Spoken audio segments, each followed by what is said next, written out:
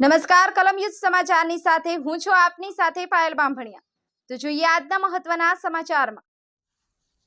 સંજેલી તાલુકામાં આવેલ સંજેલી તાલુકા નિવૃત્ત કર્મચારી મંડળ સંજેલી દ્વારા આયોજિત વિનામૂલ્યે બેરાસ નિવારણ કેમ્પ યોજાયો।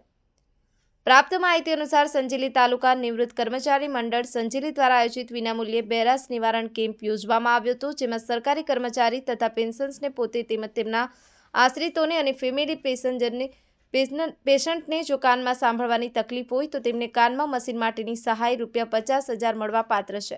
અગાઉ ખરીદેલ મશીનને અપડેટ અને રિપેર પણ કરી આપવામાં આવ્યા હતા। કાનના મશીન સલાહકાર નિખિલ પટેલ ડોક્ટર દ્વારા કાર્યવાહી તપાસ અને કાર્યવાહી હાથ ધરવામાં આવી હતી।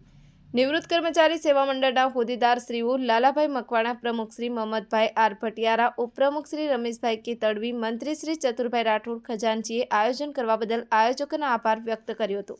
આમ સંજેલી તાલુકામાંથી બેરાસ દર્દીઓની પેશન્ટો તેમજ આશ્રિતો તેમજ ફેમિલી પેશન્ટો મોટી સંખ્યામાં લાભાર્થી તારીખ 17/11/2024 રોજ શ્રદ્ધા સ્કૂલ ઠાકોર ફળિયા સંજેલી ખાતે બેરાસ નિવારણ કેમ્પનું આયોજન કરવામાં આવ્યું।